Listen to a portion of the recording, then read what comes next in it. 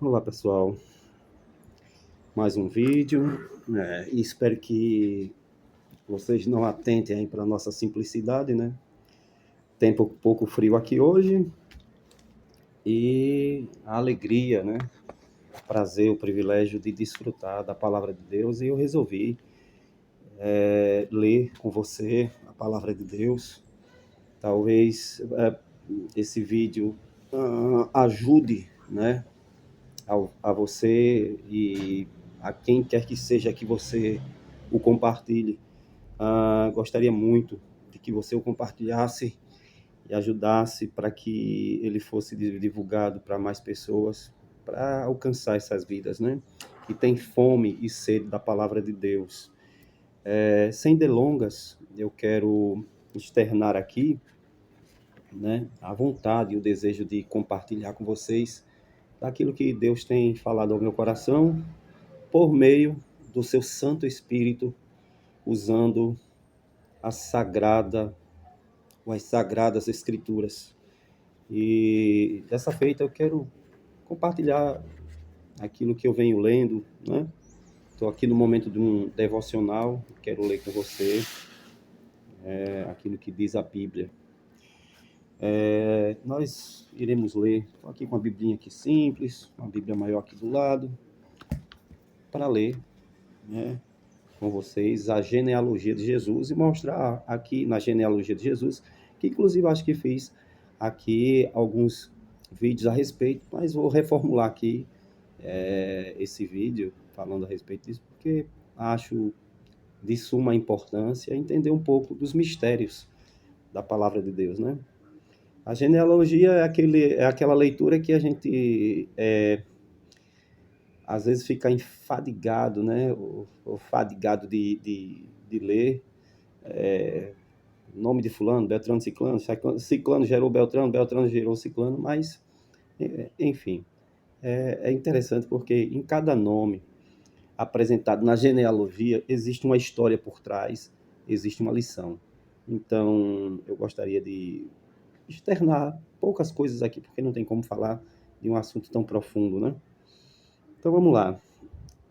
Em primeiro lugar, é importante a gente entender que o primeiro nome que aparece no Novo Testamento, né? Ali em Mateus, que é o primeiro livro que foi posto em ordem, e ver que as coisas não acontecem assim em vão, por acaso. O primeiro livro que é posto em ordem na Bíblia Sagrada no Novo Testamento é Mateus, que começa com o nome de Jesus. O nome de Jesus é citado. E Apocalipse 22 e versículo 21, e Apocalipse é o último livro da Bíblia, também finaliza o Novo Testamento com o nome de Jesus. É interessante porque isso leva-nos a entender que Jesus é o tema central do Novo Testamento. Começa com o nome dele, termina com o nome dele. Entendeu? Vemos aqui, por exemplo, na genealogia, o começo. Livro da geração de Jesus. Começa assim, certo? De Jesus Cristo, filho de Davi, filho de Abraão. A Bíblia é um livro de vida e essa vida é uma pessoa viva. Olha que coisa interessante, né? Então, essa pessoa viva, ela é Jesus Cristo, né? Esse livro, ele não é um livro comum. Ele é uma pessoa, né, viva. A Bíblia é um livro de vida. E essa vida é uma pessoa. Essa vida é uma pessoa. No Antigo Testamento, fornece é, o, o, o Antigo Testamento fornece um retrato em tipos e profecias dessa pessoa maravilhosa, como aquele que haveria de vir. Agora, no Novo Testamento, essa pessoa maravilhosa já veio. A primeira página do Novo Testamento, ao nos recomendar essa pessoa maravilhosa, nos dá sua genealogia, que pode ser considerada como um resumo do Antigo Testamento, o qual em si mesmo é a genealogia detalhada de Cristo. para entendermos a genealogia relatada em Mateus, precisamos retomar a origem e a história de cada incidente. Esse comentário aqui que acabei de ler com vocês, ele de fato traz aqui algumas lições interessantes, né? Primeiro, que a vida, né, é uma pessoa. Então, vejamos no Evangelho de João, capítulo 17, começando, na verdade, no capítulo 14, Jesus disse: eu sou o caminho, a verdade e a vida. Ninguém vem ao Pai a não ser por mim. Então, se você passa as páginas e vai para o capítulo 17, a oração chamada oração sacerdotal, você vai perceber também que Jesus, ele, na sua oração, ele deixa claro o que é a verdadeira vida, né? Jesus falou assim e levantou seus olhos ao céu e disse: Pai, é chegada a hora, glorifica teu filho, para que também teu filho te glorifique a ti, assim como deste sobre toda a carne para que dê a vida eterna a todos os quanto lhe destes. E a vida eterna é esta, que te conheçam a ti só, por único Deus verdadeiro, e a Jesus Cristo, a quem enviaste. Então, o próprio Jesus afirma mais uma vez que a ele foi dado o poder sobre toda a carne, para lhe conceder a todo aquele que crê nele, né, a vida eterna. Verso 3, ele diz que a vida eterna é esta. O que é essa vida eterna? É o conhecimento, a relação, a profundidade, né, o contato, para facilitar a sua relação de fé, né, e de entendimento de quem Deus é e de quem Jesus é. Essa é a vida eterna, conhecer Deus, conhecer Jesus, certo? Uma vida eterna que começa aqui na terra, né? Ela começa aqui na terra, como dizia o saudoso pastor Francisco, salta dessa para uma vida eterna, né? Então, a vida eterna, a vida Zoe, a vida Zoe, ou a vida Zoe, é a vida de Deus, como está escrito no grego. Ela fala de uma vida abundante, de uma vida de paz, de felicidade, que independe de coisas, independe de circunstância, independe de qualquer coisa metafísica. Na verdade, essa vida espiritual ela depende unicamente da pessoa bendita de Jesus. Voltando nossa atenção para o livro das crônicas, para o livro da genealogia de Jesus, que começa assim: livro da genealogia de Jesus Cristo, filho de Davi, filho de Abraão. Livro da genealogia de Jesus. Percebemos aqui que o propósito do livro de Mateus é mostrar a origem do Cristo, né? Porque todos os judeus, até hoje, eles prismam pela questão da sua origem, pela questão da raiz, né? Pela questão da sua procedência. E aqui, Deus sabiamente cria todo um plano, o Espírito Santo coloca no coração, imprime no coração de Mateus essa perspectiva de registrar a genealogia de Jesus para mostrar que Jesus, né, o Messias prometido, ele tem uma origem. E essa origem vem de uma linhagem real, né? Uma linhagem real, que é a linhagem do rei Davi, que é uma linhagem de Abraão. Então, outra lição importante que extraímos aqui é que Deus também tem uma genealogia. Aqui nós estamos falando do Deus encarnado, Jesus. E falando do Pai, né, Deus Pai, ele também tem uma genealogia, é só ler o livro de Gênesis, né? Gênesis significa início, princípio, e Gênesis vem disso aí, genealogia. Isso mostra que também Deus tem uma genealogia, porque ali, logo no livro dos Gênesis, você começa lendo, né, no princípio criou Deus os céus e a terra. A terra estava sem forma e vazia. E aí havia trevas sobre a face do abismo.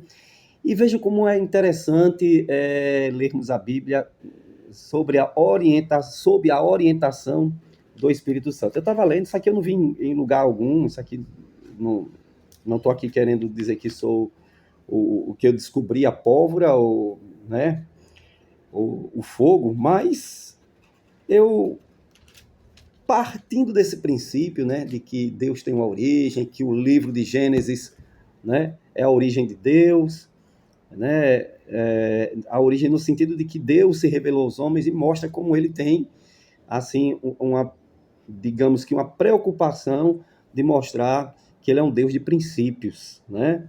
Então, nós percebemos, eu percebi nessa leitura, que nesses primeiros versículos aqui, né, mostra algumas características da pessoa desse Deus. Então, vamos lá. Gênesis 1, versículo 1 diz assim: no princípio criou Deus os céus e a terra. Então, a primeira característica desse Deus é que ele tem um princípio, né? No sentido de caráter, no sentido de ser, e não no sentido de ser criado por alguém, né? Não, mas no sentido de caráter. Então, ele é um Deus de caráter. Ele tem um caráter. E qual é o caráter de Deus? No princípio, Deus criou. Então, ele é um Deus criador. O caráter dele é o Deus, está atrelado a um Deus que cria, né? Então, Deus pode criar situações para abençoar você. Deus pode criar uma nova vida. Deus pode criar soluções. E eu gostaria muito que você que está acompanhando esse meu devocional, em nome de Jesus, você recebesse isso. Deus vai criar situações para te abençoar. Deus vai criar uma nova vida, né, para você. Deus vai refazer aquilo que foi destruído. Então, no princípio criou Deus. Ele já aparece sendo como Deus criador, né? Os céus e a terra. A terra estava sem forma e vazia. E havia trevas sobre a face do abismo. E o Espírito de Deus se movia sobre a face das águas. Ele tem um Espírito, certo? E esse Espírito, que é o próprio Deus, é o Espírito Santo do Senhor, se movia. Então, primeira característica de Deus, né? Do caráter de Deus, criador. Segunda é que ele se move. Ele se movia sobre a face das águas. Então, Deus não é um Deus inerte. Deus não é um Deus que não age. Pelo contrário, a todo instante, em todo momento, em toda ocasião, ele está agindo. Nesse exato momento, ele está agindo.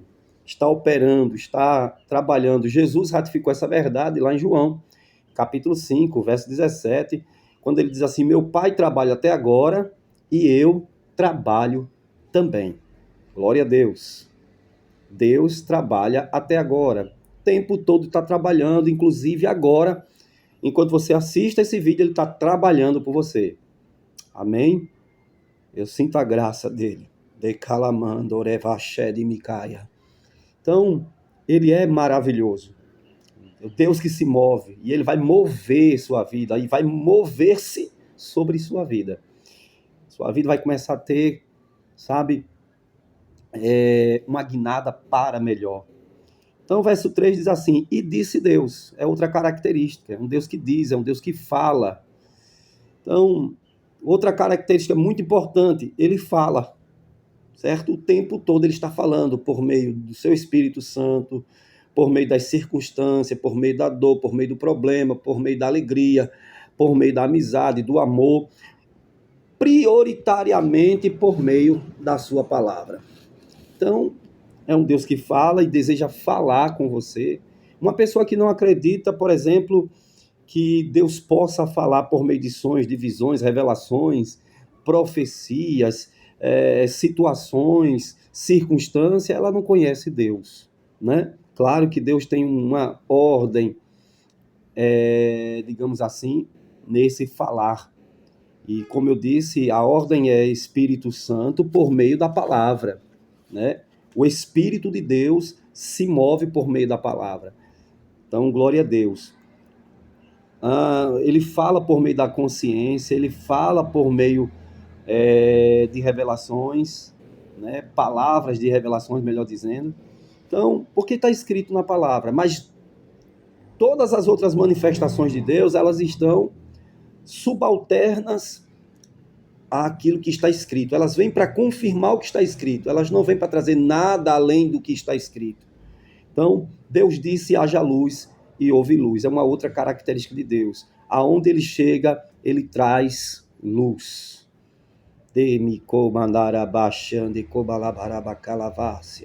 Olha aí que coisa linda.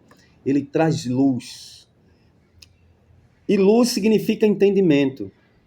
Luz significa direção. Luz significa paz.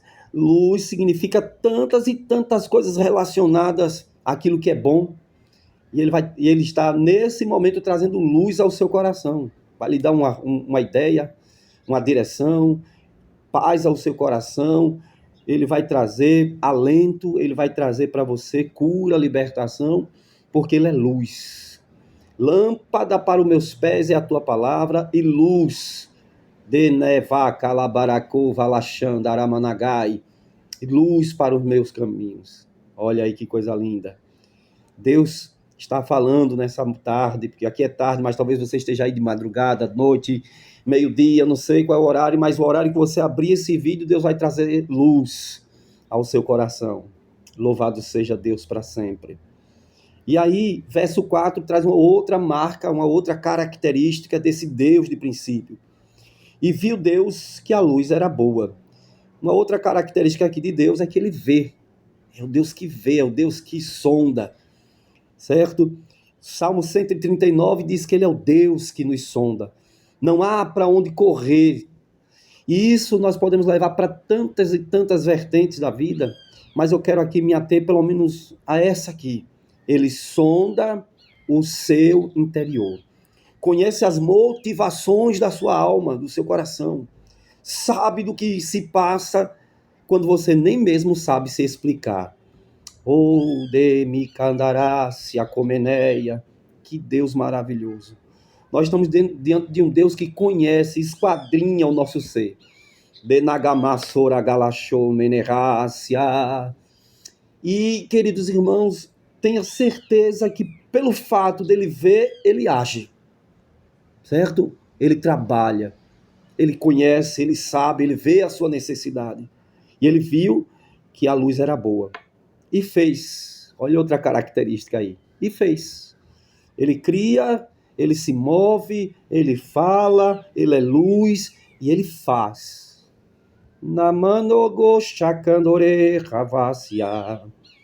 Então ele fez o quê? Ele fez separação. É um Deus que faz separação daquilo que é bom e daquilo que é ruim. Alguns acreditam que ele separa uns para o inferno e outros para o céu. Isso é uma inverdade. Mas uma coisa que acontece quando você o aceita, quando você aceita Jesus como Senhor e Salvador, é que logo vai haver uma separação. Ele vai separar você do pecado, ele vai separar você daquilo que é ruim. Porque ele é um Deus que ele arde, no bom sentido da palavra, em ciúmes por aquilo que é dele. E talvez você não entenda isso agora, mas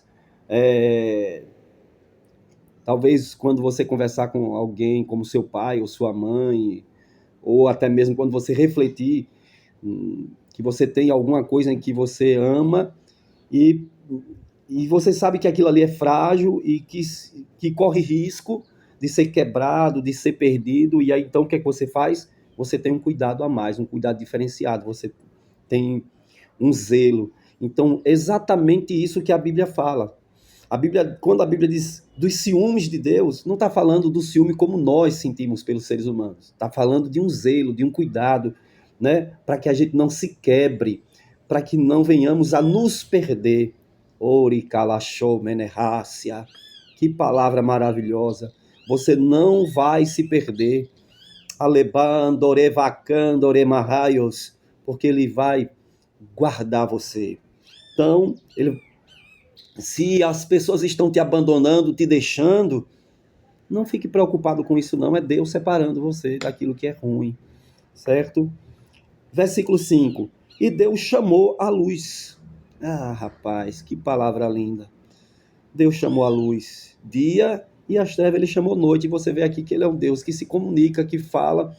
E claro que eu estou aqui pegando a palavra, né? Então, você vê que é um Deus que quando ele separa, ele chama. O que é essa separação? Essa separação é Deus reservando você para ser usado por ele. O chamado é justamente a questão do seu dom, do seu ministério. Então ele te chama. Deus te chama. Talvez nesse vídeo aqui você vai sentir Deus te chamando. Talvez você não saiba nem qual é o seu chamado. O que é que Deus quer fazer comigo? Por que que ele me chamou? Por que que ele me chama? Por que que eu estou sentindo que Deus está me chamando? A resposta é fácil. É porque ele ama você. É porque ele quer te usar para transformar outras vidas. E quando você passar a entender a importância disso, você vai ver como a sua vida vai ser melhor, como a sua vida vai ser transformada. Para o vídeo não ficar grande, vou parando por aqui, certo? Mas aí a gente vai voltar aí com outros devocionais, com outras curiosidades, e eu espero em Deus que você se deleite nisso, tá bom? Pai, que cada um que ouvirem esta palavra, Senhor, sejam transformados, curados, libertos e restaurados para a glória do teu eterno e poderoso nome. Amém.